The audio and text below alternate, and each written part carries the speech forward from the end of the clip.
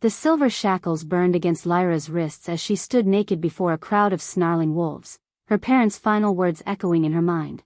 At least now you'll be useful to someone. The morning sun beat down mercilessly on the wooden platform of the barren moon market, and Lyra Thornfield tried to keep her chin up despite the humiliation coursing through her veins. 22 years old, and she'd never shifted, never felt the call of the moon, never experienced the basic connection that defined her kind. Worse yet, the healers had declared her barren after her last heat cycle produced nothing but pain and empty promises. What am I bid for this one? The auctioneer's voice boomed across the marketplace, his tone suggesting he was selling spoiled meat rather than a person. Young, strong, house-trained. Perfect for kitchen work or... He let the sentence hang, and several wolves in the crowd chuckled darkly. Lyra's stomach churned. The barren moon market happened once a month, where families could rid themselves of their defective daughters. She'd heard stories but never imagined she'd be standing here, watching her own parents count silver coins in the crowd as if she were livestock. 5 coppers, someone shouted. 7. 10, but only if she's been tested for disease. Each bid felt like a slap. Lyra closed her eyes and tried to transport herself somewhere else, anywhere else. She thought of the small cottage where she'd grown up, before her parents' disappointment had turned to outright disgust. Before they'd started calling her the mistake and the burden. 20 coppers. The crowd laughed at what they clearly considered an overly generous offer. Then the laughter died. Lyra opened her eyes to see the crowd parting like water, creating a wide path down the center of the marketplace. Even without being able to shift, she could smell the change in the air, fear, sharp and metallic, mixed with something else. Something that made her pulse quicken in a way she didn't understand. A man walked through the parted crowd with the kind of confidence that suggested he could snap necks as easily as breathing. He was tall, broad-shouldered, with black hair that caught the sunlight and skin that seemed to radiate power. But it was his eyes that made Lyra's breath catch, golden, like molten honey, and fixed directly on her. Alpha King, someone whispered, and the words rippled through the crowd like wildfire. Darius Blackwood. Even Lyra, isolated as she'd been, knew that name. The most feared ruler in werewolf history, the man who'd united 12 packs under one banner through sheer brutal efficiency. Stories said he'd killed his own father to claim the throne. Other stories said he ate the hearts of his enemies. He stopped at the foot of the platform and looked up at her. Lyra felt exposed in a way that had nothing to do with her nakedness. Those golden eyes seemed to see straight through her, cataloging every fear and flaw. This one, he said simply, his voice carrying despite its quiet tone. What's the bidding at? T20 coppers, your majesty, the auctioneer stammered. 5,000 gold pieces. The silence that followed was deafening. Lyra's knees nearly gave out. 5,000 gold pieces was more money than most packs saw in a lifetime. It was the kind of sum paid for purebred breeding females from royal bloodlines, not broken she-wolves from nowhere. Your Majesty, the auctioneer said carefully, perhaps you didn't hear the girl's condition. She's barren. Wolfless. She can't shift, can't breed, can't. I heard you the first time. Darius's voice carried a warning that made several people step back. 5,000 gold pieces. Final offer. Sold. The auctioneer's hammer came down so fast it was a blur. 2 of Darius's guards climbed onto the platform, but the Alpha King held up a hand. I'll handle it. He stepped up beside Lyra, and that's when the strangest thing happened. The moment his scent, pine and leather and something wild, reached her, her skin began to tingle. It started where the breeze carried his scent and spread outward, like warmth flowing through her veins. She'd never felt anything like it. Darius noticed her reaction immediately. His golden eyes narrowed, studying her face with an intensity that made her want to look away. Instead, she found herself staring back, caught in some invisible current. He reached for the silver shackles at her wrists, and when his fingers brushed her skin, the tingling sensation exploded into something else entirely. Heat. Recognition. Her wolf, the one everyone said didn't exist, stirred somewhere deep inside her chest like it was waking from a long sleep. Impossible. The shackles fell away, clattering to the wooden platform. Darius shrugged out of his black coat and wrapped it around her shoulders. The fabric was warm from his body and smelled like safety, though Lyra couldn't explain why. "Can you walk?" he asked, his voice gentler than she'd expected. Lyra nodded, not trusting herself to speak. Her legs felt like water, but she managed to stay upright as he guided her down from the platform. The crowd parted again as they walked through, and she could hear whispers following in their wake. Why would he want her? 5,000 gold for damaged goods. Maybe he has a taste for broken things. Lyra tried to block out the voices, focusing instead on putting one foot in front of the other. But as they reached the edge of the marketplace, she couldn't help but look back.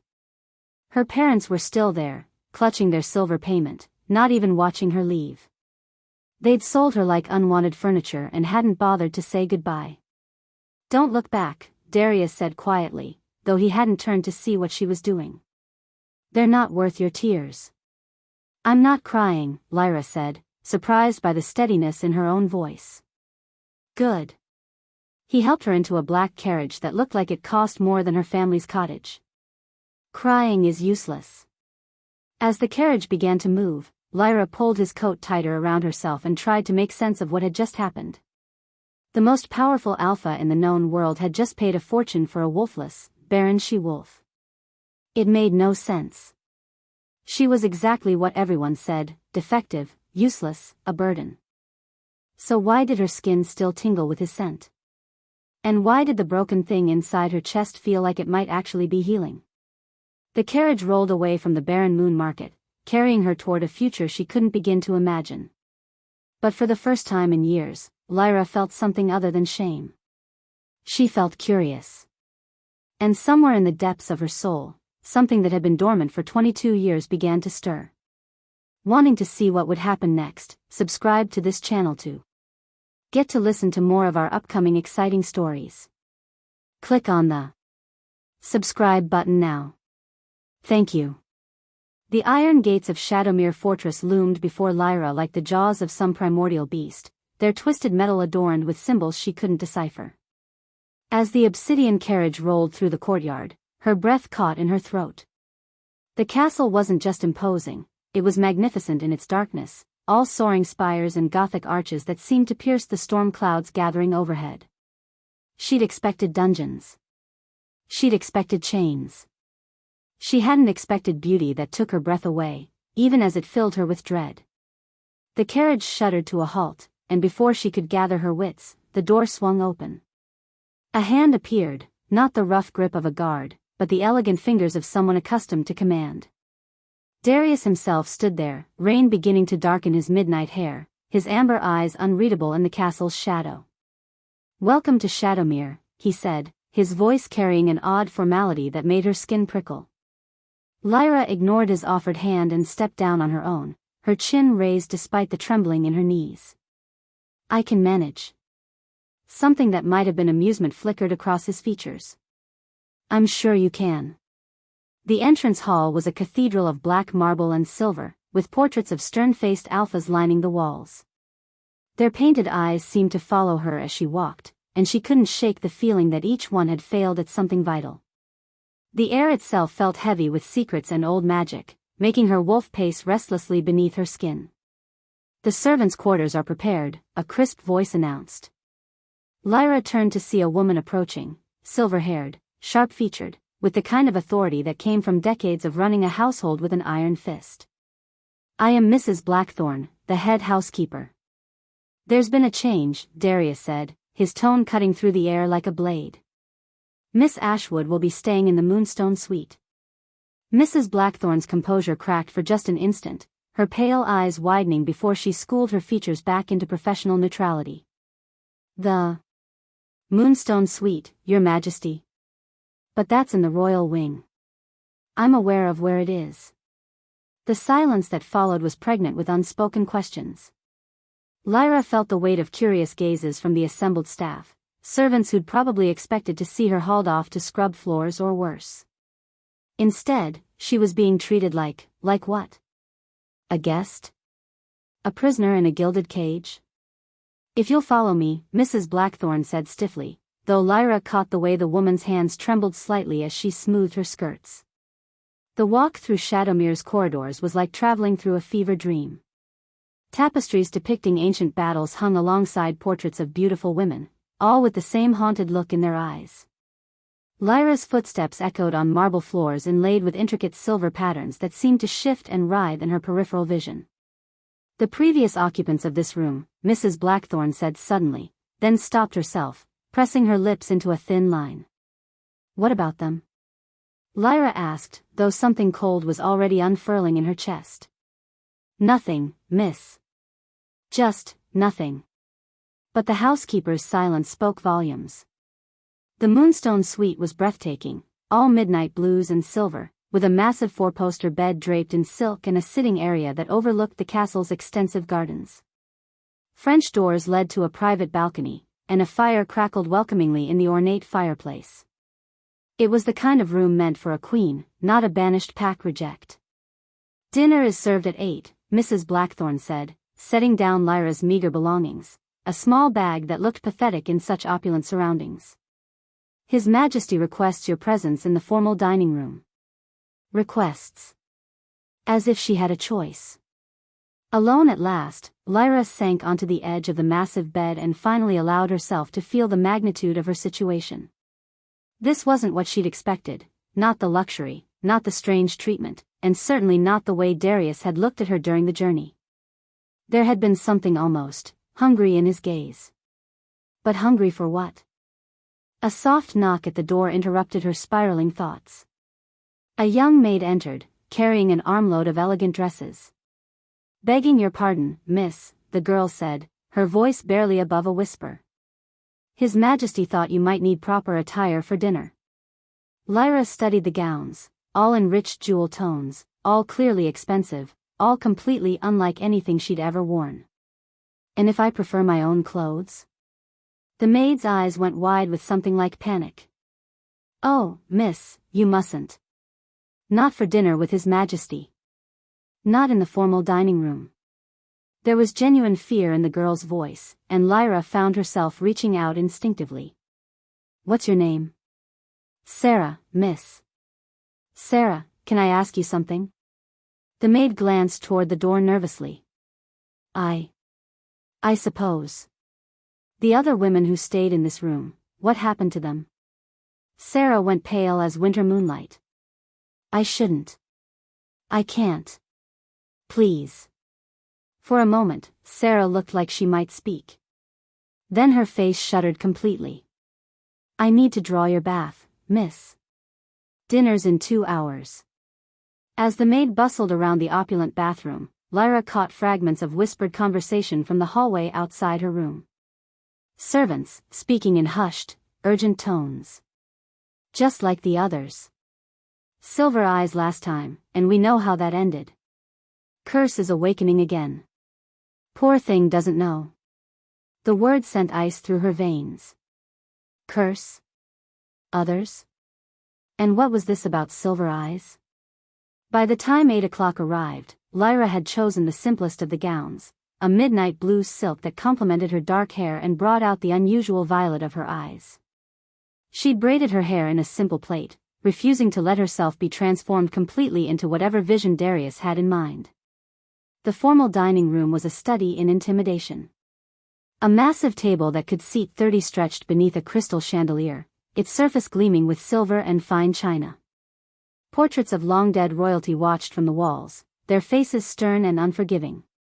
And at the head of the table, looking every inch the king in his fitted black jacket and crisp white shirt, sat Darius. He rose when she entered, and she hated how her breath caught at the sight of him. In the carriage, she'd been focused on his authority, his power. Here, in the candlelight, she couldn't ignore the way his dark hair fell across his forehead, or how his amber eyes seemed to glow with an inner fire. You look. He began, then stopped, something unreadable crossing his features. Like a proper prisoner, she suggested, taking her seat at the far end of the table without waiting for him to offer. A ghost of a smile touched his lips. I was going to say beautiful. The compliment hit her like a physical blow, unexpected and unwelcome. She didn't want this man, this alpha who'd destroyed her life, to see her as beautiful. She didn't want to care that he'd noticed. Dinner began in tense silence. Course after course appeared, delicate soups, perfectly prepared meats, vegetables that probably cost more than her family's monthly food budget. But Lyra could barely taste any of it. She was too aware of Darius watching her, studying her every move like she was some sort of puzzle he was determined to solve. "You're not eating," he observed as she pushed a piece of roasted duck around her plate. "I'm not particularly hungry." "Nerves?" She looked up sharply. "Wouldn't you be nervous if you'd been dragged away from everything you'd ever known and deposited in a strange castle? Is that what you think happened? That you were dragged away?" Something in his tone made her pause. "Wasn't I?" Darius set down his wine glass with deliberate care. "Tell me about your family, Lyra." The change of subject was so abrupt it left her reeling. "What about them? Your parents. Were they happy to see you chosen?" A bitter laugh escaped her. "Happy?" They were relieved to be rid of the family embarrassment. "Embarrassment?" His amber eyes sharpened with interest. "How so?" Lyra's jaw tightened.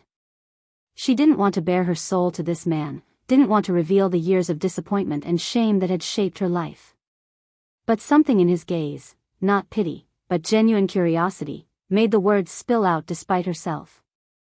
"I was supposed to be their pride and joy," she said, her voice carefully controlled. "The Alpha's daughter, destined for greatness. Instead, I shifted late, showed no particular abilities, and proved to be a constant reminder of their failed expectations. Late shifting isn't uncommon. Not at 19, it isn't." She met his gaze directly. "My wolf didn't emerge until 6 months ago." 6 months, Your Majesty. Most wolves shift at 16. Darius leaned back in his chair, his expression thoughtful. "And when she did emerge?" She was different. The admission cost her, but she forced herself to continue. "Smaller than expected. Quieter. The pack elders said she was defective." Defective. The word came out flat, edged with something that might have been anger. "And you believed them?" "What else was I supposed to believe? I couldn't hunt properly, couldn't fight, couldn't even howl loud enough to be heard across the territory. I was everything an Alpha's daughter shouldn't be." Darius was quiet for a long moment, his fingers drumming against the table. When he spoke again, his voice was carefully neutral. Perhaps they simply didn't understand what they were seeing. Before Lyra could ask what he meant, he was reaching across the table for the wine bottle. His fingers brushed against hers as he moved, the briefest contact, skin against skin. The world exploded into light. Silver fire raced through her veins, and for one impossible moment, Lyra felt as though she was flying. Her wolf surged forward with more strength than she'd ever possessed, and when she looked up, she saw her own shock reflected in Darius's face, saw it and something else, something that looked like recognition. His eyes had gone completely silver, glowing with an otherworldly light that made her breath catch. And she knew, with a certainty that shook her to her core, that hers had done the same. "What?" she began, but Darius was already pulling back, his hand jerking away from hers like he'd been burned. The silver faded from his eyes, leaving them their usual amber, but darker now, storm-touched. He stood abruptly, his chair scraping against the marble floor. "I think that's enough for tonight," he said, his voice carefully controlled, but she could hear the undercurrent of something almost like panic. "Wait." Lyra rose as well, her legs unsteady. "What just happened? What was that?" But he was already moving toward the door, his movements sharp with tension. "Marcus will escort you back to your room." "I don't want Marcus to escort me anywhere. I want answers." Darius paused at the doorway, his broad shoulders rigid beneath his jacket. For a moment, she thought he might turn around, might explain the impossible thing that had just passed between them. Instead, he called out without looking back. "Marcus." A man appeared almost instantly, tall, broad-shouldered, with sandy hair and kind brown eyes that seemed at odds with the warrior's bearing. This had to be the beta she'd heard about. "Your Majesty. Please see Miss Ashwood safely back to her room." And then he was gone, leaving Lyra standing beside the massive dining table with more questions than answers and the lingering sensation of silver fire in her veins. Marcus cleared his throat gently. "Miss Ashwood? If you're ready." She wanted to refuse, wanted to chase after Darius and demand explanations. But the beta's expression was kind, and she was suddenly exhausted by the evening's revelations. "Fine," she said, gathering the midnight blue silk of her skirts. "But I want answers, Marcus. If not from him, then from someone." As they walked through the castle's shadowy corridors, Marcus was quiet for several minutes. Finally, he spoke, his voice low enough that only supernatural hearing could have caught it. "The other women who stayed in your room," he said without preamble. "They all experienced something similar." Lyra's steps faltered. "Similar how?" "The silver light. The connection. The power that seemed to come from nowhere." Marcus glanced around, ensuring they were alone. "But it always ended the same way." "How?" "They disappeared." His brown eyes were grave when they met hers. "Every single one of them, Miss Ashwood. They stayed for weeks, sometimes months, experiencing these strange episodes with His Majesty. And then, one morning, their rooms were empty. The ice in Lyra's veins spread through her entire body." "Disappeared how? Were they sent away?" Marcus shook his head slowly. "No one knows. But the rumors." He hesitated, then seemed to make a decision. "The rumors say they were consumed by whatever power they awakened. That the curse claimed them." "What curse?" But they'd reached her door, and Marcus's expression shuddered. "Get some rest, Miss Ashwood. And be careful. His Majesty has been searching for something specific for years, and I fear you might be exactly what he's been looking for." Alone in the Moonstone suite, Lyra paced the elegant sitting area like a caged wolf. The silver fire still tingled beneath her skin, a constant reminder of whatever had passed between her and Darius. She thought about the portraits in the hallway, all those beautiful women with haunted eyes. Had they felt this same power? Had they stood in this very room, wondering what was happening to them? A sound from the balcony made her freeze. Voices, coming from somewhere below. She crept to the French doors and opened them carefully, the cool night air washing over her heated skin. Bloodline awakening after all these years. The voice was ancient, creaky with age, definitely female. "Are you certain?" That was Darius, his tone tight with something between hope and fear. "The signs are unmistakable, Your Majesty. The silver light, the power surge, she's the one you've been waiting for." The others showed the same signs. The others were echoes, shadows of what you needed. This one is different. "I can feel it from here, the old magic runs strong in her veins." Lyra pressed closer to the balcony railing, straining to hear more. "And the price?" Darius asked, his voice so low she almost missed it. "The same as always," the ancient voice replied. "Power demands sacrifice. The bloodline must be awakened fully if you hope to break the curse, but the awakening itself could kill her. Or transform her into something beyond imagining. The choice, as always, is yours." Silence fell, broken only by the wind through the castle's towers. When Darius spoke again, his voice was filled with a weariness that made Lyra's chest ache despite herself. "How long?" "The awakening has begun. Days, perhaps weeks. But it cannot be stopped now, not after tonight's connection.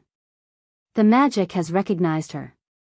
Lyra stumbled backward from the balcony, her heart hammering against her ribs. Awakening. Bloodline. Curse. The words swirled in her mind like a storm, each one more terrifying than the last. She wasn't just a prisoner in a gilded cage. She was some sort of key, a catalyst for something ancient and dangerous. And every woman before her who'd filled that role had vanished without a trace. As she sank onto the massive bed, still wearing the midnight blue gown that now felt like a funeral shroud, one thought echoed through her mind with crystal clarity. She had to find out what had happened to the others. She had to understand what she was becoming. And she had to do it before whatever had claimed them claimed her too.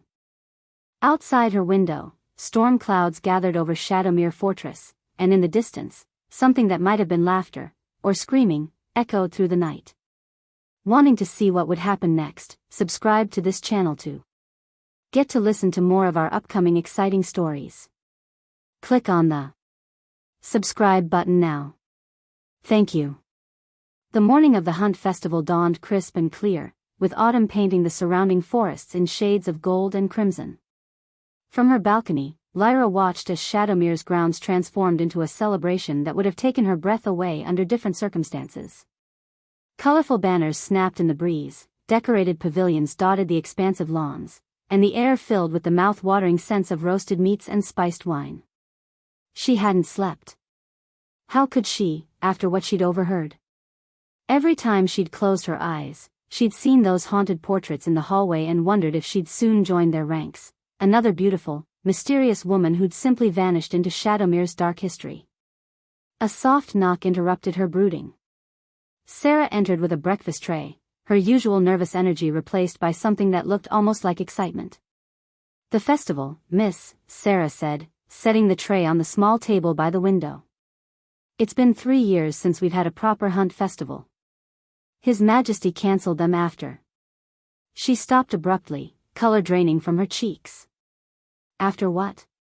Lyra asked gently. "After the last lady disappeared." The words came out in a rush, as if Sarah couldn't help herself. "Lady Catherine. She was beautiful, miss, with hair like spun gold and the sweetest disposition. She loved the Hunt Festival, said it reminded her of home. But the morning after her first one here at Shadowmere, she was gone." Sarah nodded miserably. Empty room, no note, no trace. Just like all the others. That's when the whispers started about the curse being hungry again. Before Lyra could ask more questions, Sarah was hurrying toward the door. "You should dress warmly, miss. His Majesty requests your presence at the opening ceremonies." Lyra stared at the breakfast tray without appetite. Another piece of the puzzle, another reason to be terrified. But also another clue. The Hunt Festival seemed to be significant, perhaps even a trigger for whatever had happened to the other women. She chose her clothing carefully, dark riding pants, a warm cream sweater, and sturdy boots. If she was walking into danger, she'd do it prepared to run. The festival grounds buzzed with activity when she emerged from the castle. Members of Darius's pack mingled with visiting wolves from allied territories, their laughter and conversation creating a backdrop that should have been festive but somehow felt charged with tension. Everyone she passed stared, some with curiosity, others with something that looked uncomfortably like pity. "Miss Ashwood." Marcus appeared at her elbow, looking resplendent in formal hunting attire. "His Majesty is with the visiting alphas. He asked me to escort you to the ceremonial platform." As they walked through the crowd, Marcus kept up a steady stream of commentary about the various pack representatives, but Lyra could feel his underlying tension. His eyes constantly swept their surroundings, and his hand rested casually but tellingly near the ceremonial blade at his hip. "Marcus," she said quietly, "what exactly happens at a hunt festival?" "It's an ancient tradition," he replied, guiding her around a group of children playing with wooden swords.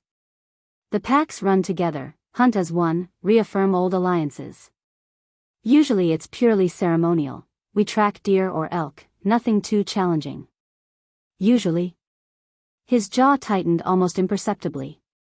"There have been complications in recent years. Rival packs using the festival as cover for territorial disputes. His Majesty has increased security, but..." They'd reached the ceremonial platform, a raised wooden structure decorated with evergreen boughs and silver ribbons. Darius stood at its center, magnificent in black leather and silver, his dark hair catching the autumn sunlight. He was deep in conversation with several other alphas, all of them impressive specimens of werewolf masculinity, but none of them commanding attention the way he did. When he saw her approaching, something shifted in his expression. Relief? Concern? Before she could decipher it, he was moving toward her with that fluid grace that made her pulse quicken despite everything. Lyra. His voice was formal, appropriate for the public setting, but she caught the undercurrent of something more intimate. I trust you slept well. Liar, she thought. He knew perfectly well she hadn't slept. Just as he knew perfectly well that she'd overheard his conversation with the ancient witch. Wonderfully, she replied with false brightness. Nothing like the prospect of participating in mysterious ancient rituals to ensure peaceful rest. A ghost of a smile touched his lips. The Hunt Festival is hardly mysterious. We've been holding them for centuries. And how many of your previous guests participated in them? The smile faded entirely. Before he could answer, a horn sounded across the grounds, long, haunting notes that seemed to echo from the forest itself. The crowd began to gather around the platform, faces turning expectant. Places, everyone, Marcus murmured, but his hand was now resting fully on his blade.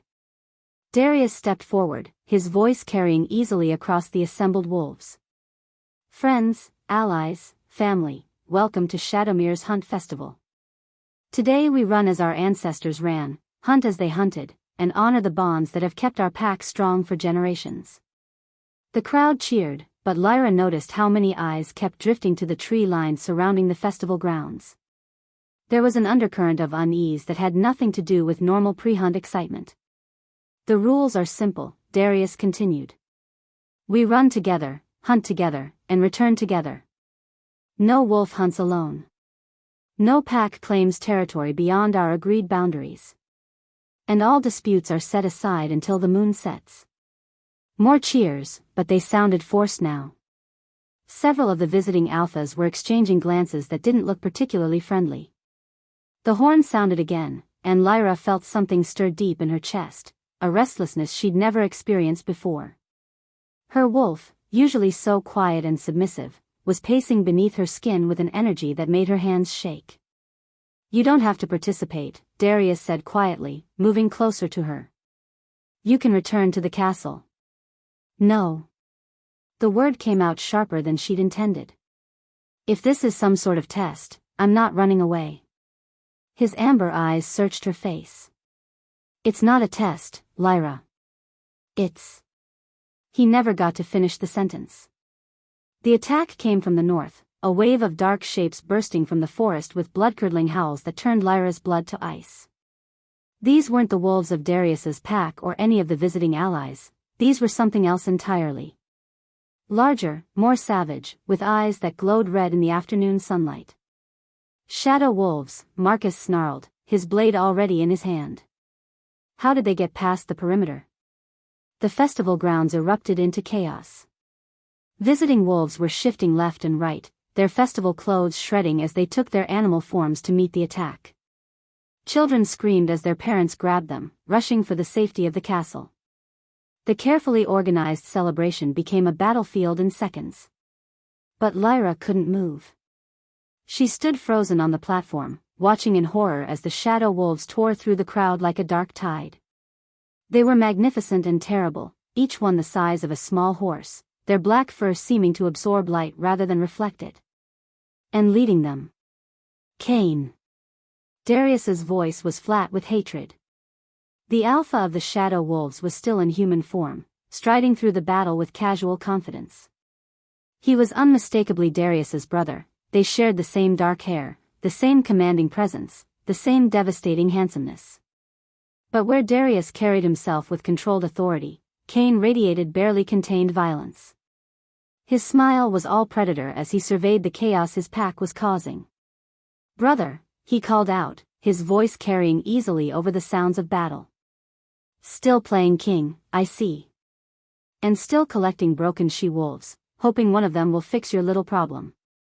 Darius stepped protectively in front of Lyra, his own shift beginning. She could see his muscles expanding, his bones lengthening, the change starting to take hold. You're not welcome here, Cain. This is neutral ground. Neutral ground? Cain laughed, a sound like breaking glass. There is no neutral ground when it comes to family legacy. When it comes to what should have been mine by rights. The conversation was taking place over the sounds of ongoing battle, wolves snarling and snapping as they fought throughout the festival grounds.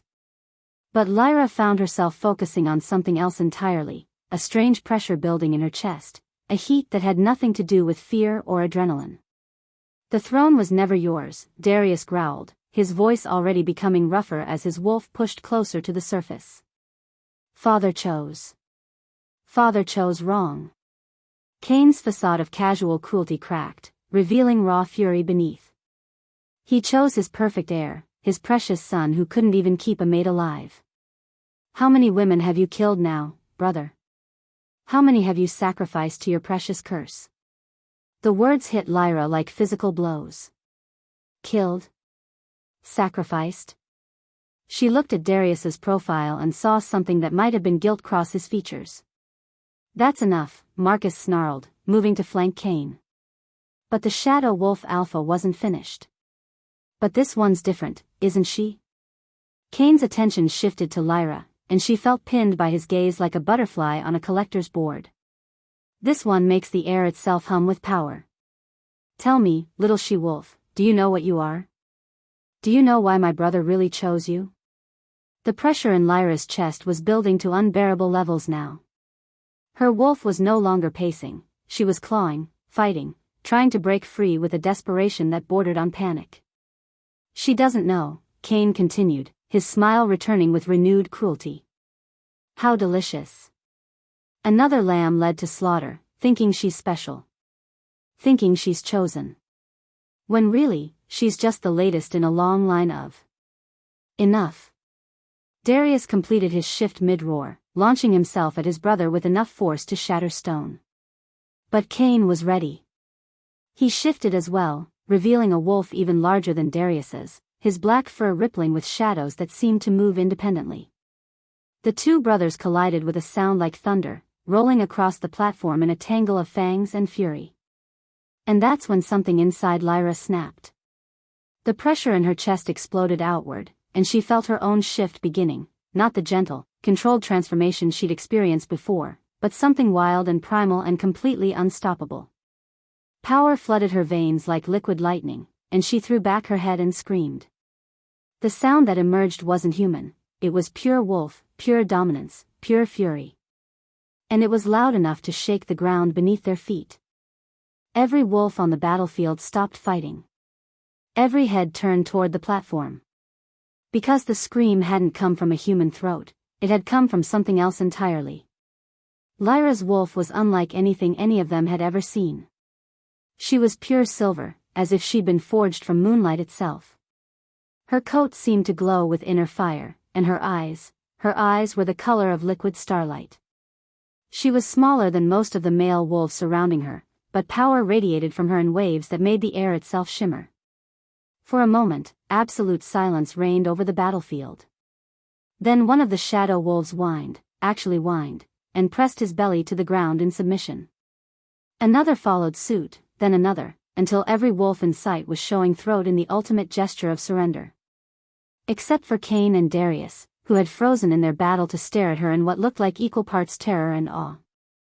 Impossible, someone whispered, and Lyra realized it was her own voice, though it sounded strange and ethereal in her wolf form. This is impossible. Not impossible, a new voice said, and an ancient woman emerged from the crowd that had gathered at the platform's base. She was tiny, bent with age, but her eyes burned with the same inner fire as Lyra's. Prophesied. The woman, who had to be the witch Lyra had heard speaking with Darius, raised her gnarled staff toward the silver wolf on the platform. Behold, she called out, her voice somehow carrying to every corner of the festival grounds, the last daughter of the moon goddess. The silver wolf of prophecy. She who will either save our race or destroy it utterly. Lyra tried to speak, tried to deny the impossible words, but her wolf form seemed to have a mind of its own. She could feel ancient knowledge stirring in the depths of her consciousness, memories that weren't hers, power that had been sleeping in her bloodline for generations. The binding has been broken, the witch continued, her eyes fixed on Lyra with something like reverence. The power suppressed by her own parents' fear has finally awakened. She is what she was always meant to be. My parents? Lyra managed, the words coming out as a growl that somehow conveyed meaning to every supernatural ear listening. The witch, Magda, her mind supplied somehow, nodded gravely. They knew what you were the moment you were born. The silver marks on your infant skin, the way wildlife was drawn to your nursery, the prophetic dreams that plagued your mother. They feared the prophecy would claim you, so they bound your power with ancient magic and told themselves they were protecting you. The world seemed to tilt on its axis. Everything, her late shifting, her defective wolf, her parents' disappointment, it had all been a lie. A spell designed to keep her from becoming what she was meant to be. But binding such power comes with a price, Magda continued remorselessly. It made you appear infertile to supernatural senses, weak when you should have been strong, ordinary when you should have been extraordinary. And it was never permanent. Eventually, the power would demand its freedom. Cain had shifted back to human form, his eyes fixed on Lyra with an expression of naked hunger. The moon goddess's bloodline, he breathed. I can break my own family's curse with her power. I can become what my brother never could. Over my dead body, Darius snarled, also returning to human form as he placed himself between Lyra and his brother. That can be arranged, Cain replied, his smile returning with deadly promise. But first, I want to hear the truth from our dear brother's lips. Tell her, Darius. Tell your precious chosen one why you really sought her out. Tell her about the curse that's been killing the women in your bloodline for 3 centuries. Tell her how you need her power to break it, even if using that power kills her in the process. The silence that followed was deafening. Lyra, still in her impossible silver wolf form, turned her starlight eyes toward Darius. Waiting. Hoping he would deny it. Instead, she saw guilt written across every line of his face. Lyra, he said quietly, his voice breaking on her name. I can explain. But she was already backing away, power crackling around her like visible electricity. The betrayal cut deeper than any physical wound could have. He'd known. He'd known what she was, what her parents had done, what awakening her power might cost her. And he'd brought her here anyway. You used me, she said, her wolf voice carrying all the pain and fury she felt. You knew what I was and you used me. It's not that simple. Isn't it? Cain interjected with obvious delight. He's been searching for you for years, little goddess. Ever since the old witch told him that only the moon goddess's bloodline could break the curse that's been killing his mates for generations. Every woman who gets close to him dies, consumed by the dark magic that plagues his family line. But your power could cleanse it. Of course, channeling that much ancient magic would likely kill you, but that's a sacrifice he's apparently willing to make. Lyra felt something crack inside her chest, not her ribs, but her heart. She'd let herself hope, even after everything, that perhaps Darius's interest in her was genuine. That perhaps she meant something to him beyond whatever power she carried. She'd been a fool. The silver light around her intensified, and she could feel her control slipping. Ancient instincts were rising, demanding blood, demanding justice for the betrayal. Power that had been suppressed for 22 years was fighting to break free completely, and she wasn't sure she could contain it. Lyra, Darius stepped toward her, his hand outstretched. Please. Let me explain. The curse, it's not just about me. It's about every woman in my bloodline, every future generation. Without breaking it, you'll have to find another way, she snarled, power exploding outward from her invisible waves. I won't be your sacrifice, Darius. I won't be another portrait on your wall of beautiful, dead women. Around them, wolves were whining and backing away as her power continued to build. Even the ancient witch looked concerned, her gnarled hands gripping her staff with white knuckles. She's losing control, Marcus shouted over the sound of wind that had begun to whip around the platform. If she doesn't rein it in, she'll level half the forest, Magda finished grimly. The prophecy warned of this. Power without understanding, strength without wisdom. She could destroy everything within miles. But Lyra was beyond hearing them now. Betrayal and fury had combined with centuries of suppressed power, creating a storm that threatened to consume everything in its path. She could feel the magic demanding release, promising her the strength to destroy everyone who had hurt her, everyone who had lied to her. Everyone who had made her believe she was less than she was. The only thing that stopped her from giving in completely was the sight of Sarah and the other servants cowering at the edge of the battlefield, terror written across their faces. Innocents who had done nothing wrong, who didn't deserve to pay for the crimes of others. With tremendous effort, Lyra forced herself to pull the power back, to contain the storm raging inside her. But she couldn't maintain her wolf form any longer. The shift back to human was violent and painful, leaving her collapsed on the platform in shredded clothing and streaked with silver light. "This isn't over," she gasped, looking up at Darius with eyes that still held traces of starlight. "You want to break your curse? Find another way. I'm done being used." Cain's laughter rang out across the battlefield. "How touching. The goddess has a backbone. But I'm afraid you don't get to simply walk away, little wolf. Power like yours doesn't go unclaimed. If my brother won't take it, I will." He raised his hand, and shadows began to gather around his fingers, dark magic that made the air itself recoil. "The choice is simple," he continued, his voice carrying the promise of violence. "Come with me willingly, and I'll make your death quick when I claim your power. Resist, and I'll take it anyway, but not before I kill everyone you've come to care about." Lyra struggled to her feet, power still crackling weakly around her exhausted form. She was spent from her near loss of control, barely able to stand, let alone fight. But she wouldn't go down without a fight. "Neither of you get to claim me," she said, her voice steady despite her exhaustion. "I claim myself." The ancient witch stepped forward, her staff glowing with silver light that matched Lyra's eyes. "The prophecy speaks of 3 paths," she said solemnly. "The silver wolf may choose to save, to destroy, or to transcend.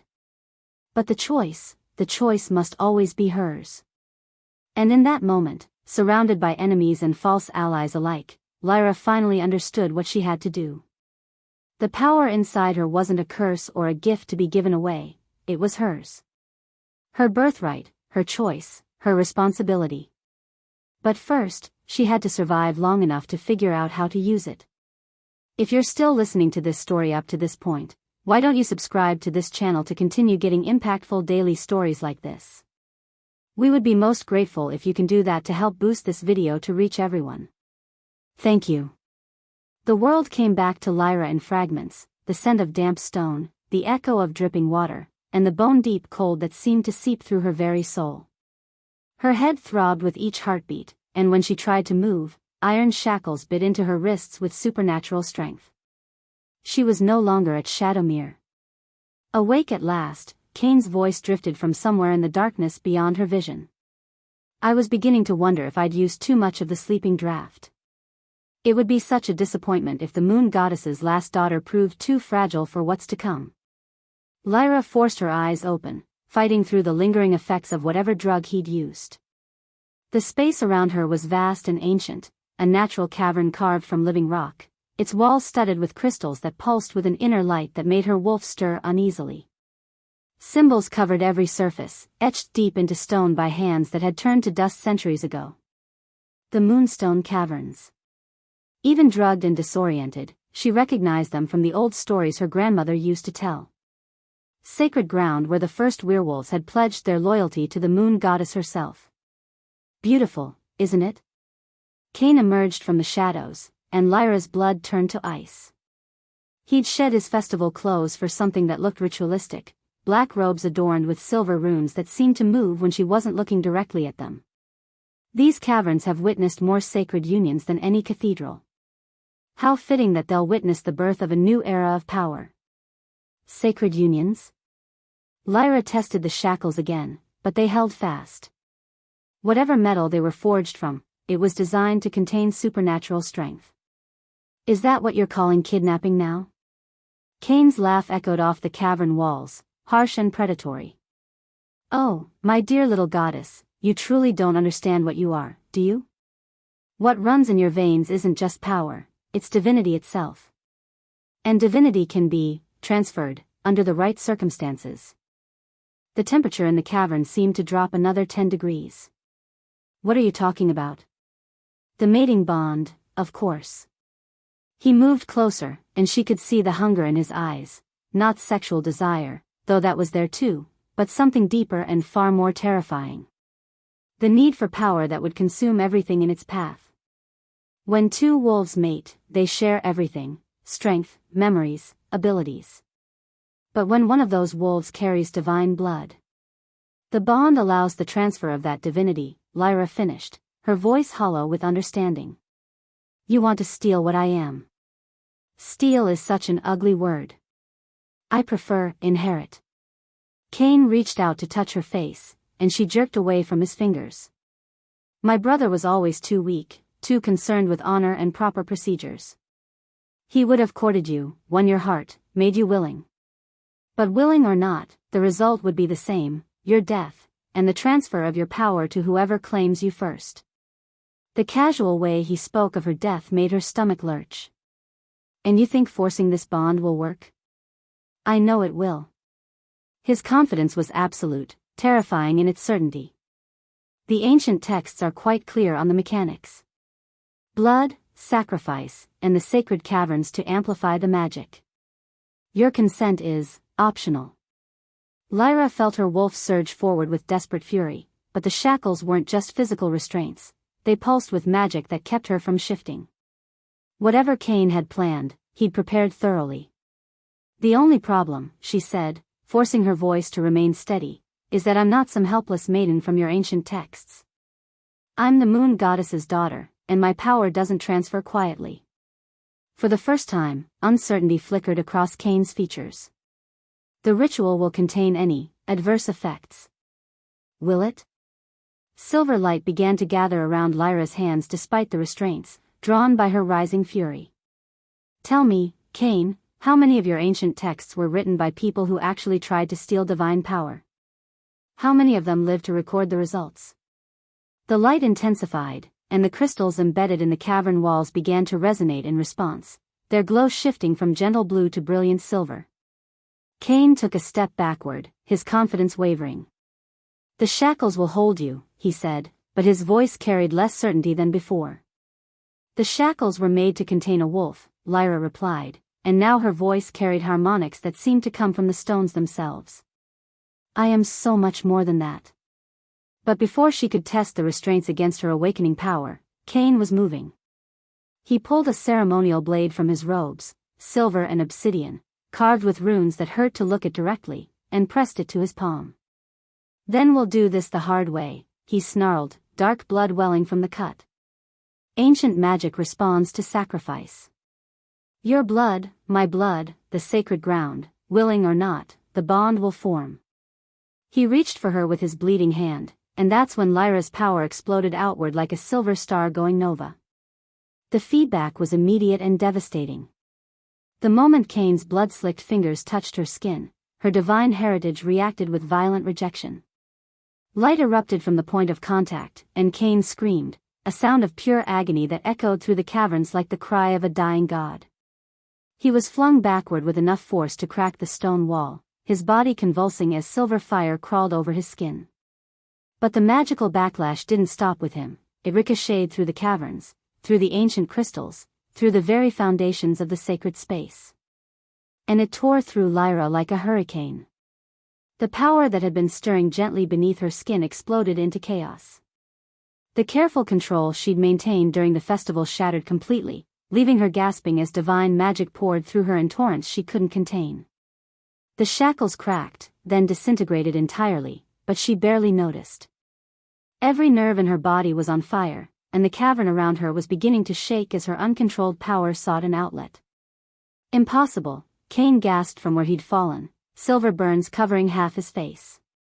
The ritual should have killed us both, Lyra managed, struggling to her feet as power continued to pour off her invisible waves. Divine blood doesn't transfer, you fool. It destroys anything that tries to contain it. Crystals were exploding all around them now, showering the cavern floor with sharp fragments that glowed like fallen stars. Ancient runes carved into the walls began to smoke and crack as magic older than civilization raged through the sacred space. And still, Lyra's power continued to build. She could feel it spiraling beyond her control, feeding on itself in a cycle that would only end when everything within miles was reduced to ash. The goddess heritage that had slept in her bloodline for generations was fully awake now, and it was angry. "Stop," Cain pleaded, his earlier arrogance replaced by genuine terror. "You'll bring down the entire mountain." "I can't," Lyra admitted, silver tears streaming down her face as she fought desperately to reign in the chaos. "I don't know how." That's when she heard it, a sound that cut through the magical storm like a blade through silk. A howl, deep and commanding and achingly familiar. Darius. The cavern entrance exploded inward as a massive black wolf burst through, followed by Marcus and what looked like half of Shadowmere's guard. But Lyra only had eyes for Darius as he shifted back to human form, his amber gaze taking in the destruction with a single sweep. "Lyra." He started toward her, but the magical chaos around her made approach impossible. Silver lightning was arcing between the cavern walls now, and the air itself was becoming difficult to breathe. "Stay back," she warned, her voice carrying harmonics that made the stones themselves resonate. "I can't control it. The power, it's too much." But Darius didn't stop. He pressed forward through the magical storm, his face set with grim determination even as silver fire licked at his skin. Touching, Cain sneered from his position against the wall, blood still trickling from his burns. The great Alpha King, come to save his precious sacrifice. "Tell me, brother, have you explained to her yet what completing the mating bond with you will cost her? Have you mentioned that she'll be dead within a year if she's fool enough to bind herself to our cursed bloodline?" The words hit Lyra like physical blows, and her power flickered with her shock. "What?" Darius froze halfway across the cavern, guilt written across every line of his face. "Lyra, I can explain." "Can you?" Cain's laughter was vicious with delight. "Can you explain how every woman who's ever bound herself to a male of our bloodline has died within 12 months? Can you explain how the curse that plagues our family literally consumes the life force of our mates?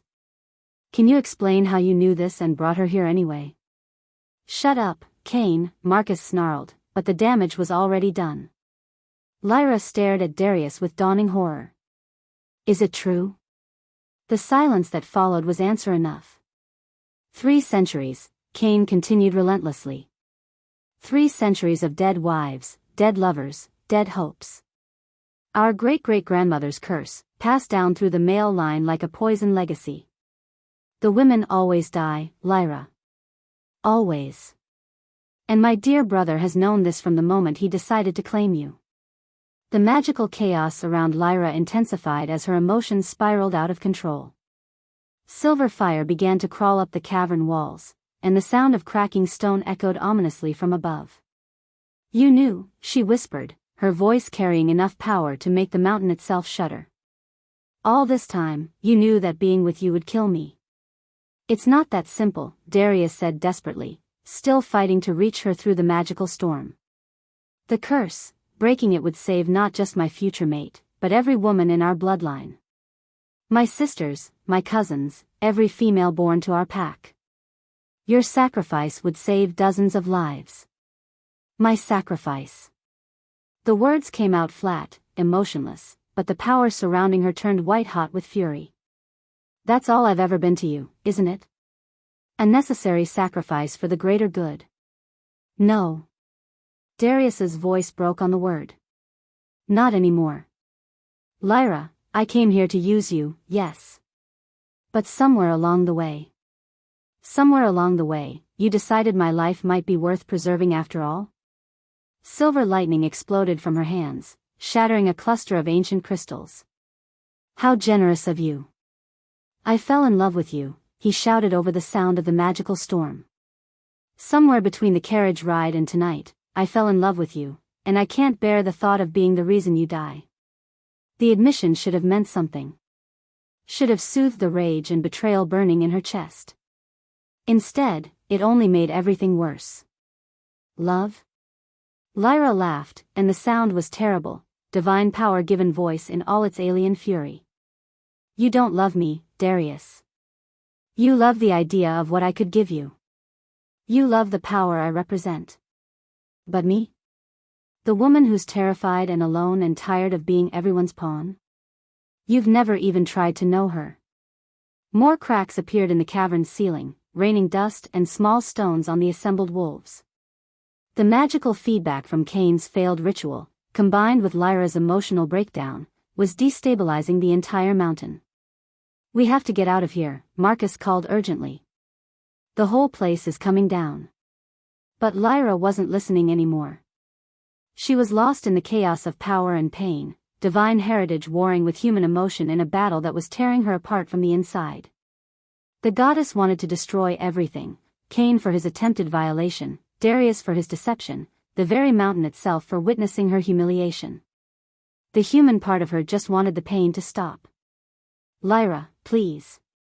Darius had somehow managed to get within arm's reach despite the magical chaos. His clothes were singed, his skin marked with silver burns, but his eyes held nothing but desperate sincerity. Let me help you. Help me? The power around her pulsed with bitter laughter. Like you helped all those other women? Like you helped Lady Catherine before she disappeared? Catherine wasn't. Darius stopped, his face going pale. How do you know about Catherine? The portraits in your hallway. The whispered conversations. The empty rooms. Each word was punctuated by another crack in the cavern walls. How many, Darius? How many women have died because you convinced them they were special? How many believed your lies about love and protection? None of them were you, he said quietly, and something in his voice made her power falter for just a moment. None of them carried divine blood. None of them had the strength to break the curse instead of being consumed by it. And what if I can't break it? The question came out smaller than she'd intended, human vulnerability showing through divine rage. What if I'm just another woman who dies for your family's sins? Darius reached out slowly, his hands stopping just short of touching her silver-wreathed skin. Then I'll spend whatever time we have making sure you know that you were more than a sacrifice to me. More than a means to an end. You are, everything I never dared hope for. For a heartbeat, Lyra wavered. The sincerity in his voice, the pain in his eyes, it called to something deep in her heart that wanted desperately to believe him. To trust that somewhere in all the deception and manipulation, something real had grown between them. Then the cavern's ceiling gave another ominous crack, and reality reasserted itself. Pretty words, she said, pulling back from his outstretched hand. But words don't change facts. Your curse kills the women you love. My power is spiraling out of control. And if we don't get out of here soon, we're all going to die in a cave-in. As if summoned by her words, a section of the ceiling chose that moment to collapse, sending a cascade of boulders crashing down between them. Darius leaped backward, narrowly avoiding being crushed, while Lyra found herself cut off from the others by a wall of fallen stone. Lyra. Darius's voice was muffled by the debris, but she could hear the panic in it. I'm all right, she called back, though it wasn't entirely true. The magical feedback from Cain's failed ritual was still coursing through her system, making her power increasingly unstable. Every emotion, every stray thought, sent silver fire cascading through the cavern in unpredictable directions. She had to get control. Had to find a way to contain the chaos before it killed them all. But first, she had to deal with Cain. The Shadow Wolf Alpha had dragged himself upright during the confrontation with Darius, and now he was edging toward a passage at the far end of the cavern. His face was a ruin of silver burns, but his eyes still held that terrible hunger for power. Running away? Lyra asked, her voice carrying enough divine authority to freeze him in place. Regrouping, he corrected, though his voice shook with pain. This isn't over, goddess. You may have rejected my claim, but power like yours doesn't go unclaimed for long. Others will come. Others who are better prepared than I was. Let them come. Silver light gathered around Lyra's hands, no longer chaotic but focused with deadly intent. I'm done being afraid of my own strength. Kane's eyes widened with recognition of his danger, but before Lyra could act on her threat, another section of ceiling came down. This time, the collapse was massive, tons of stone thundering down to seal the passage where Kane had been standing. When the dust settled, he was gone. Escaped through whatever tunnels honeycombed this ancient mountain. Lyra. Darius's voice was more urgent now, and she could hear the sound of him and the others working to clear the debris between them.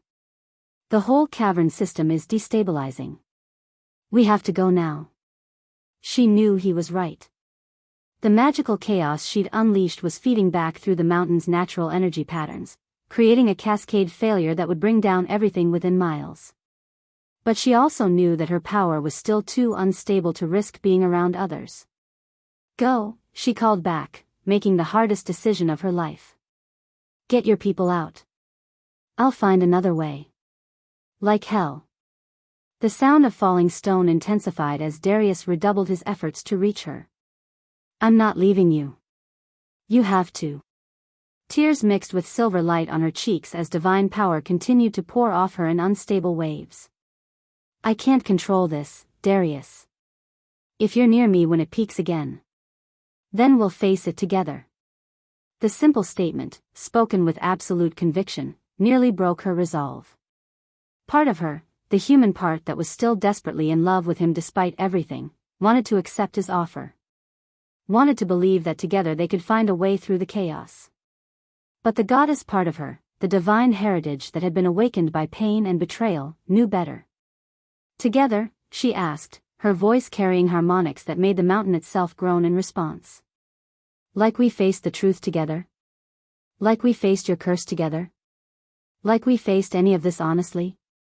The accusation hung in the air between them, made more damning by the physical barrier of stone that separated them. And in the silence that followed, Lyra heard something that chilled her more than any threat Kane could have made. The sound of her own heart breaking. I trusted you, she whispered, knowing he would hear her despite the distance. I let myself believe that maybe, for once, someone saw me as more than a problem to be solved or a power to be claimed. I thought, her voice broke on a sob that shook dust from the cavern walls. I thought you might actually care about me. I do care. Darius's voice was raw with pain. More than I've ever cared about anything. That's why I can't leave you here to die alone. And I can't trust you to tell me the truth, she replied, silver tears leaving luminous tracks down her face. So where does that leave us? Another section of ceiling chose that moment to collapse, and Lyra realized with grim certainty that the mountain was past the point of no return. The magical feedback had destabilized too many of the natural support structures. Soon, the entire cavern system would come down in an avalanche that would be visible from orbit. But perhaps that was fitting. Perhaps it was time for the sacred space that had witnessed so much pain and betrayal to finally rest. Lyra, please, Darius called one last time, his voice carrying all the desperation of a man watching his world crumble. Don't do this. Don't let it end like this. She closed her eyes, feeling the weight of divine power and human heartbreak crushing down on her like the falling mountain itself. It already has ended, she said, so quietly she wasn't sure he could hear her over the sound of destruction. It ended the moment you decided my life was worth less than your curse. And with that, she turned away from the barrier between them and walked deeper into the collapsing cavern, silver light trailing behind her like the tears of a fallen star.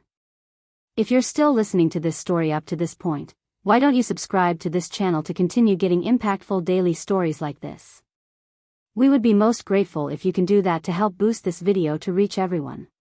Thank you. The mountain's death throes could be heard for miles. Lyra emerged from the Moonstone Caverns just as the ancient peak began its final collapse, silver light still crackling uncontrollably around her like captured lightning. Behind her, tons of sacred stone tumbled into darkness, taking with them centuries of history and the last remnants of Kane's failed ritual. But the magical chaos that had started in those depths was far from contained. It poured off her in waves that made the very air shimmer with dangerous energy. She was a walking catastrophe, beautiful and terrible as a falling star. Darius and his rescue party had escaped through another passage, but she could sense them nearby, Marcus's steady presence, the the nervous energy of the guards, and Darius himself burning like a beacon of desperate concern in her supernatural awareness. They were keeping their distance, smart enough to recognize that approaching her in this state would be suicide. For everyone involved. The forest around the caverns was already showing signs of her power's influence. Ancient trees withered and died where silver fire had touched them, while others grew with impossible speed, their branches reaching toward her like supplicants before a goddess. The very ground beneath her feet was crystallizing, ordinary dirt and stone transformed into something that hummed with divine energy. She was changing the world simply by existing in it, and she had no idea how to stop. Lyra. Darius's voice carried across the clearing, careful and controlled. We need to get back to Shadowmere. The pack's healers. Can't help with this, she finished, not turning to face him. If she looked at him now, saw the concern and guilt warring in his amber eyes, she might do something catastrophic. Like forgive him. This isn't an injury, Darius. It's an awakening. And awakenings can't be healed, only completed or contained. Then we'll find a way to complete it safely. She almost laughed at his stubborn optimism. Almost. There is no safely. Don't you understand? The power that's been locked in my bloodline for generations, it's not meant for the mortal world. Every second I exist like this, I'm tearing holes in the fabric of reality itself. As if to prove her point, a flock of ravens flying overhead suddenly burst into silver flame, their cries echoing across the mountainside before they reformed as creatures of pure light. They circled once above her head, then dispersed into motes of luminescence that sank into the crystallizing ground. Jesus, Marcus breathed from somewhere behind Darius. She's not just powerful, she's rewriting the laws of nature. Which is why we need to get her somewhere safe, Darius said firmly. Somewhere the damage can be contained while we figure out. There is nowhere safe, Lyra interrupted, finally turning to face the man who'd claimed her heart only to break it. The silver light pouring off her intensified, and she saw him take an involuntary step backward. Can't you see what's happening? Every place I touch becomes something other than what it was. Every living thing I encounter is changed by my presence. I'm not just out of control, I'm becoming something the world can't contain. The truth of it was written in the devastation around her. Where ordinary forest had stood an hour ago, there was now a landscape that belonged in dreams or nightmares. Crystal formations that sang in harmonies only supernatural ears could hear, flowers that bloomed with inner light, grass that felt like silk and tasted like starlight to the wolves that had dared venture close enough to investigate. Beautiful. Terrible. Impossible. And getting worse by the minute. Then we'll adapt, Darius said, his voice carrying all the stubborn determination that had made him a king. The pack, the territory, the world, will all adapt. Because the alternative, losing you, isn't acceptable. Something cracked inside Lyra's chest at the fierce protectiveness in his voice. Despite everything, the lies, the deception, the centuries-old curse that made their love a death sentence, he was still trying to save her. Still fighting for a future that logic said was impossible. It would have been romantic if it weren't so utterly futile. You can't adapt to a force of nature, Darius, she said quietly, silver tears leaving luminous tracks down her cheeks. You can only survive it or be destroyed by it. And I won't be the reason your pack suffers. Our pack, he corrected, and the simple word hit her like a physical blow. Whether you're ready to admit it or not, you're part of us now. Part of me. And I don't abandon what's mine. The possessive growl in his voice called to something deep in her wolf, the part of her that had dreamed of belonging somewhere, of being claimed and protected and valued. But the goddess power burning in her veins recoiled from the very concept of ownership. She belonged to no one. She was becoming something beyond the reach of mortal bonds. The conflict between her two natures sent another wave of chaotic energy rippling outward, and this time the effect was immediate and devastating. The ground beneath their feet cracked open, revealing veins of silver crystal that pulsed like a living heartbeat. The air itself began to shimmer and dance, reality bending around her like heat waves off summer pavement. Everyone back, Marcus ordered sharply, recognizing the signs of an impending magical explosion. Now. but it was too late. The power had reached critical mass, and Lyra could feel it building toward a release that would level everything within miles. She tried to contain it, tried to pull the energy back into herself, but it was like trying to hold back the ocean with her bare hands. This was how it would end. Not in the caverns, not in some heroic sacrifice, but here in a forest clearing as she destroyed everything and everyone she'd come to care about. She closed her eyes and prepared for the end. Instead, she felt warmth. Not the burning heat of uncontrolled magic, but something gentle and profound, like being wrapped in moonlight made tangible. The chaotic energy pouring off her didn't disappear, but it settled. Calmed. Reorganized itself into patterns that felt familiar even though she'd never experienced them before. Open your eyes, child. The voice came from everywhere and nowhere, speaking directly to her soul in harmonics that made her divine heritage sing with recognition. Lyra's eyes snapped open to find the world transformed around her. Where moments before there had been a forest clearing, now there was something that existed between dimensions, a space that was both utterly real and completely impossible. The ground beneath her feet was polished moonstone, smooth as glass and warm as skin. Above her head, stars wheeled in patterns that had never been seen from Earth, their light casting everything in shades of silver and pearl. And before her stood the moon goddess herself. She was nothing like the statues in werewolf temples, nothing like the paintings in ancient texts. She was tall and timeless, her skin the color of moonbeams and her hair flowing like liquid starlight. Her eyes held the depth of eternity and the warmth of a mother's love, and when she smiled, Lyra felt every broken piece of her heart begin to heal. "My daughter," the goddess said, her voice carrying love that had waited centuries to be expressed.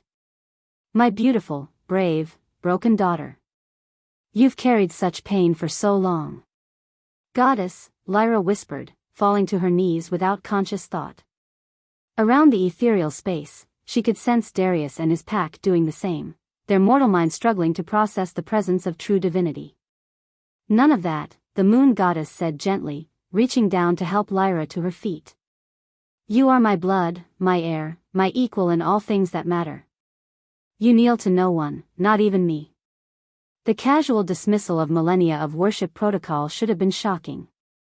Instead, it felt right in a way that made Lyra's soul sing. "I don't understand," she said, though some part of her was beginning to.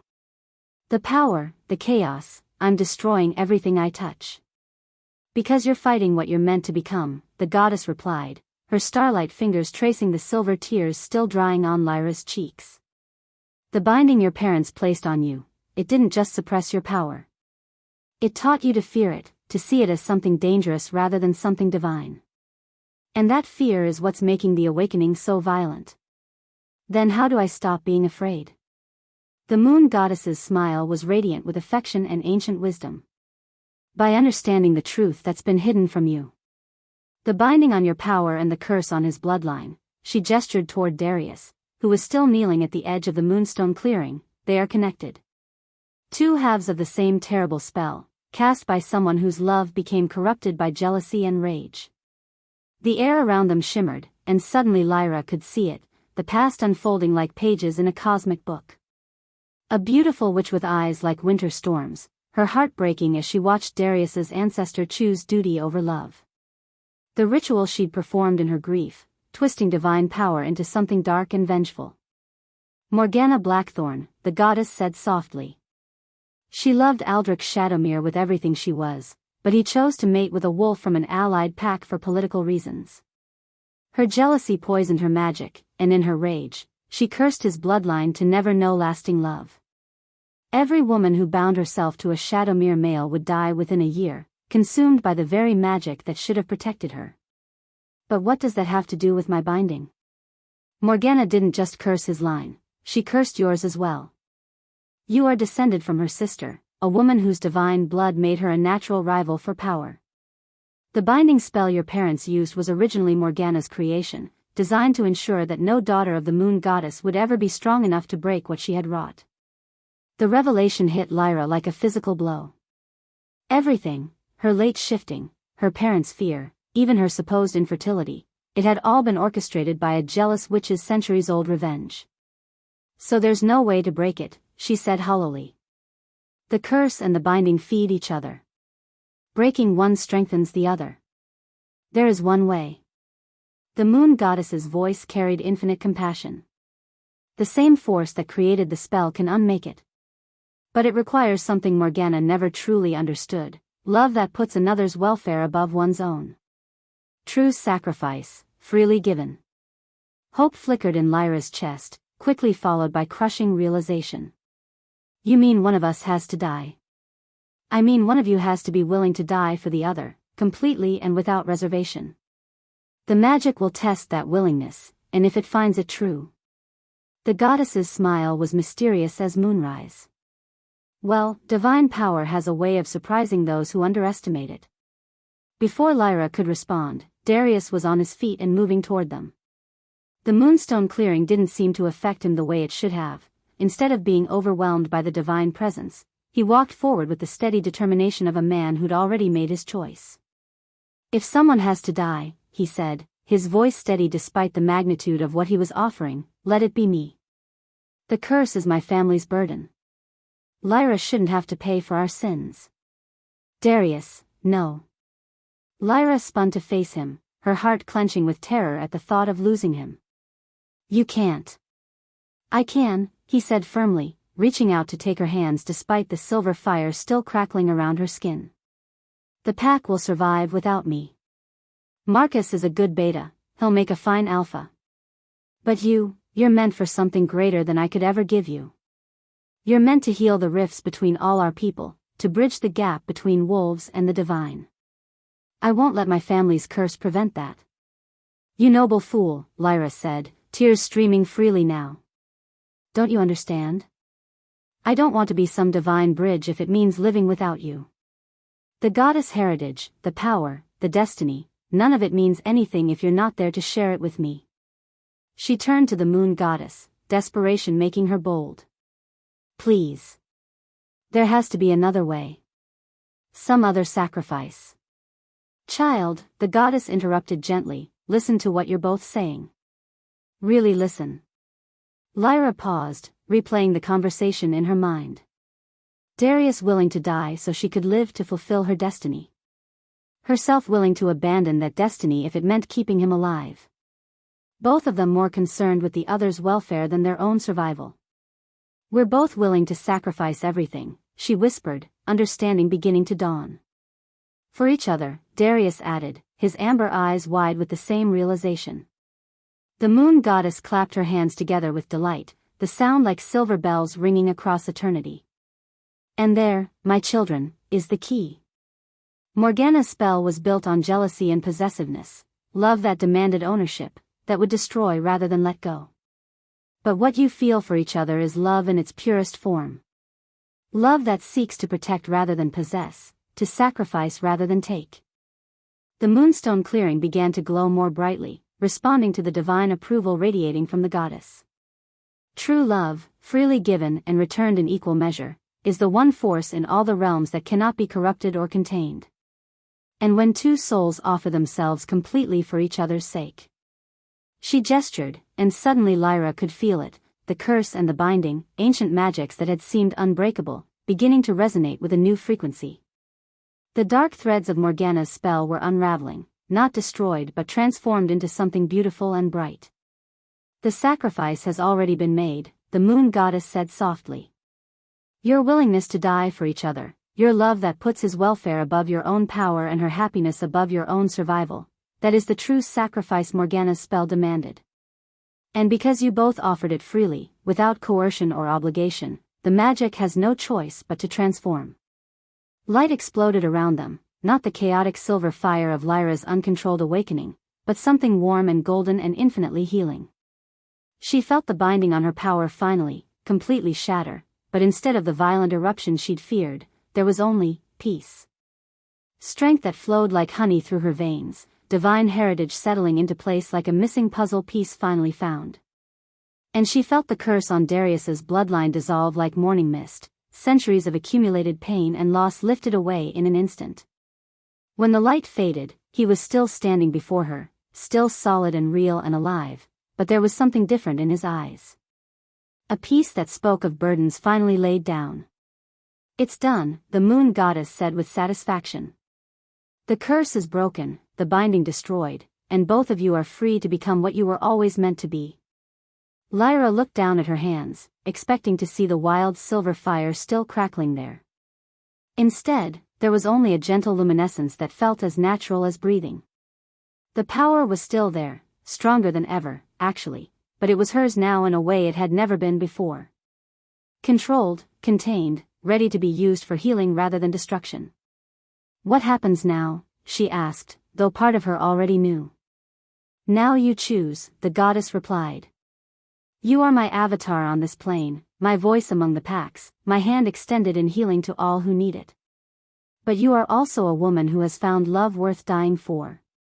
Those two aspects of yourself don't have to be separate, in fact, they will make each other stronger. She turned to address both of them, her voice carrying the weight of divine pronouncement. Your union will heal more than just your own hearts. It will forge a bridge between the mortal and divine realms, creating a new bloodline that can guide the werewolf race into an era of peace and prosperity. Your children will carry both mortal wisdom and divine power, ensuring that the mistakes of the past are never repeated. Children. The word hit Lyra like a lightning bolt, sending her hand instinctively to her still flat stomach. The infertility that had been another lie imposed by the binding spell was gone, replaced by the certainty that life was already stirring within her.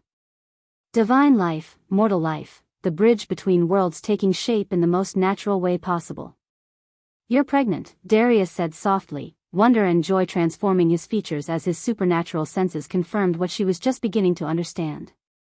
We're pregnant, she corrected, reaching up to touch his face with fingers that now glowed with gentle starlight. Our child will be what you said, a bridge between wolves and the divine. Living proof that love really can conquer anything. The moon goddess beamed at them both, her radiance warming the impossible space around them. And that, my children, is how broken things are truly healed. Not through force or sacrifice, but through love that transforms everything it touches. As she spoke, the moonstone clearing began to fade around them, reality reasserting itself in gentle waves. But the peace remained, the healing remained, and most importantly, the love remained, stronger now for having been tested by impossible circumstances. When the world fully reformed around them, they were back in the forest clearing where everything had started to fall apart. But instead of devastation, there was beauty. The crystalline growths that had sprung from Lyra's uncontrolled power now formed a natural cathedral, their surfaces reflecting moonlight in patterns that would inspire wonder for generations to come. The transformed trees swayed in a breeze that carried the sound of distant music, and flowers bloomed along pathways that led towards Shadowmere with welcoming light. Marcus and the other pack members were staring at them with expressions of awe and confusion, clearly having witnessed something profound but unable to fully comprehend what had transpired. Your Majesty. Marcus ventured cautiously. Is everything? Are you both? We're perfect, Darius said, his arms sliding around Lyra's waist with possessive tenderness. Better than perfect, actually. The curse is broken, Marcus. After 3 centuries, it's finally broken. The implications of that statement hit the beta like a physical blow. Broken? You mean the women? We'll be safe, Lyra finished, her voice carrying new harmonics that made every wolf present sit up and take notice. Any woman who chooses to bind herself to this bloodline will be protected by divine blessing rather than threatened by ancient curse. Your sisters, your daughters, your future mates, they're all safe now. The sound that went up from the assembled pack was part cheer, part howl, and entirely joyous. 3 centuries of fear and loss, wiped away in a single moment of divine intervention.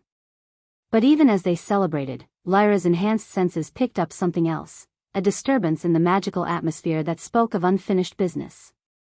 Cain was still out there somewhere, wounded and furious and undoubtedly planning his next move. The shadow wolves he commanded wouldn't simply disappear because their alpha had been defeated once. As if summoned by her thoughts, the man himself emerged from the tree line. He looked terrible, his face was a ruin of silver burns from the failed ritual, and his left arm hung useless at his side.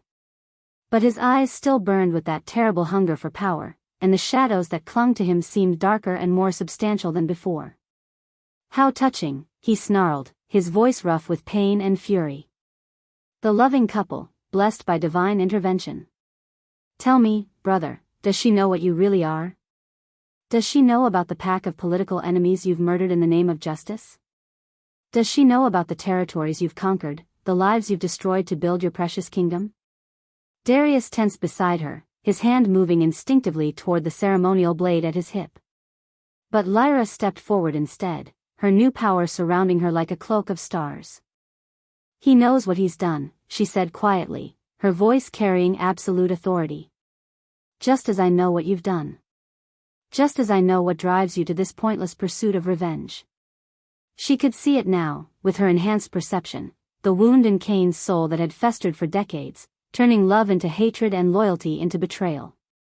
He'd been passed over for the throne not because he was unworthy, but because he'd already shown signs of the corruption that was now consuming him from within. "You want power because you've never felt worthy of love," she continued, taking another step toward the damaged alpha. "You want to rule because you've never learned to serve. But power taken by force never lasts, and rulership without love is just tyranny wearing a crown." "Spare me your philosophical insights," Cain spat, shadows swirling around him like living things. "You may have claimed divine power, but you're still just a naive little girl who thinks love conquers all. Let me show you what real power looks like." He launched himself forward with supernatural speed, shadows coalescing into physical weapons that slashed toward Lyra with lethal intent. But instead of dodging or defending herself, she simply stood there and let the attack come.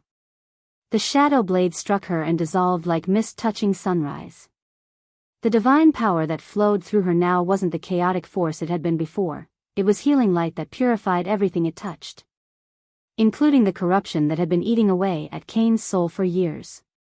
He screamed as the shadows were burned away, but it wasn't a scream of pain, it was the sound of a man seeing himself clearly for the first time in decades. When the light faded, he collapsed to his knees in the crystal-strewn clearing, tears streaming down his scarred face. "I remember," he whispered, his voice broken with grief and wonder. "I remember who I used to be, before the anger. Before the jealousy. Before I let it all poison me." Lyra knelt beside him, her hand gentle on his shoulder. "You can be that person again. Not the alpha you thought you deserved to be, but the man you were meant to become. It's not too late." Around them, the assembled pack watched in stunned silence as their new goddess offered mercy to the brother who had tried to destroy them all. It was a lesson in divine justice that none of them would ever forget, power used not to punish, but to heal. Strength employed not to dominate, but to redeem. "I can't stay," Cain said eventually, his voice still rough with emotion. "Too much has happened. Too much blood has been spilled. But I won't forget this gift you've given me. This chance to remember who I really am." "Then go," Lyra said gently. "Find your own path to redemption. Build something good with the years you have left. But know that you'll always have family here, when you're ready to claim it." Cain nodded, unable to speak past the lump in his throat. He rose unsteadily to his feet, gave his brother one last look that held more than a century of unspoken apologies, and disappeared into the forest. This time, Lyra's enhanced senses told her, he was truly leaving, not to plot revenge, but to find some way to atone for the damage he'd done. "You let him go," Darius said softly, wonder in his voice. "Mercy isn't weakness," she replied, turning back to face the man she loved. "And redemption isn't just for the worthy, it's for everyone willing to accept it." The truth of that statement echoed through the clearing, settling into the hearts of every wolf present like a seed that would bloom into wisdom in the years to come. But for now, there were more immediate concerns. Like the fact that the woman he loved was glowing with divine power and pregnant with a child who would reshape the supernatural world.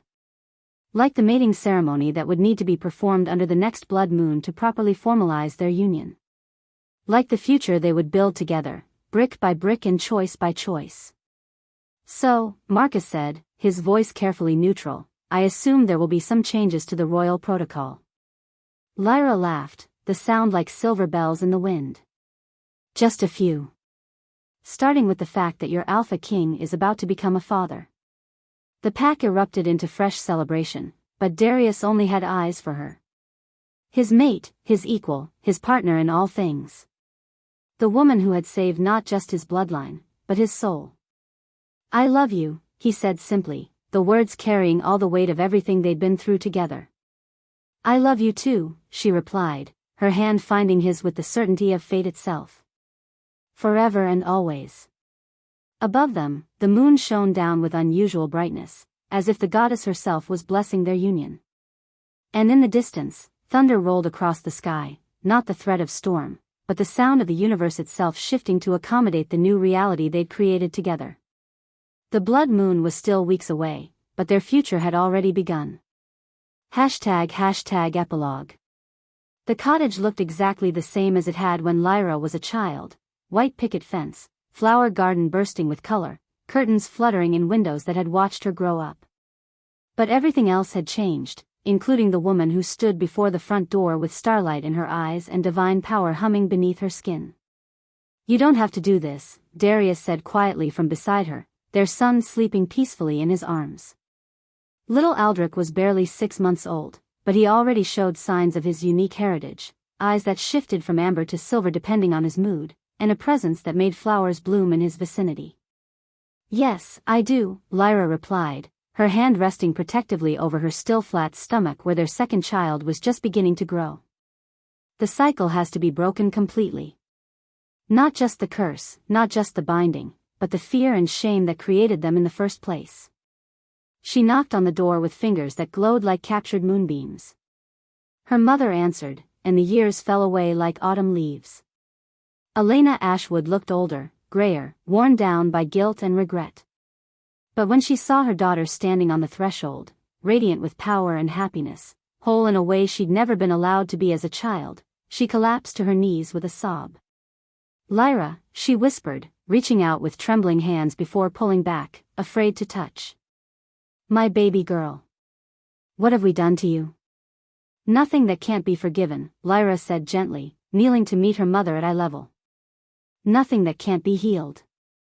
From inside the cottage, she could hear her father's sharp intake of breath as he recognized the divine presence now radiating from his daughter.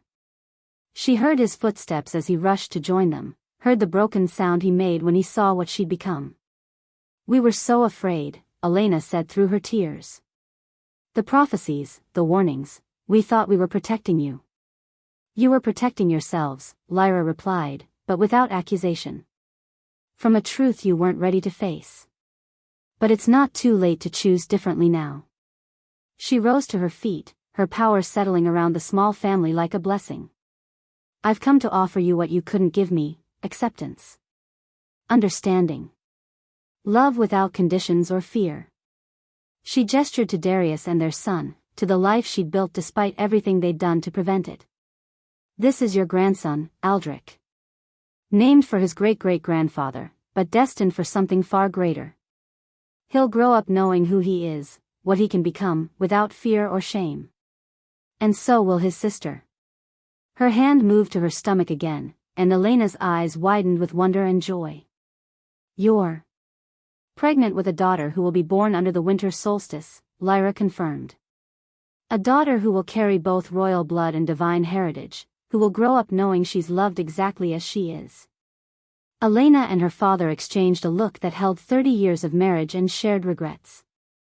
"Can you forgive us?" her father asked, his voice broken with hope and fear. Lyra smiled, and for a moment she was just their little girl again, the child who had loved them desperately despite everything, who had dreamed of making them proud. "I already have," she said simply. "The question is, can you forgive yourselves?" She reached out and took both their hands, letting her divine power flow through the connection. Not to change them or force understanding, but simply to show them the truth, that love didn't have to be earned or proven, that acceptance didn't require perfection, that family could be chosen again and again until it finally fit right. When the light faded, they were all crying. But for the first time in decades, they were tears of healing rather than regret. "Come inside," Elena said shakily, rising to her feet with new purpose. "Let me hold my grandson. Let me." She looked at Lyra with eyes full of wonder. "Let me know my daughter." As they walked toward the cottage together, 3 generations reunited by love that had finally learned to transcend fear, the setting sun painted the sky in shades of silver and gold. And somewhere in the distance, a wolf howled with pure joy, the sound echoing across the mountains like a song of homecoming. The cycle was broken at last. The future could finally begin. Thank you for watching this video. Subscribe, like and share this video to continue listening to this type of story daily and also, to appreciate this community too. I would like to hear your wonderful opinion about this story. Please comment below.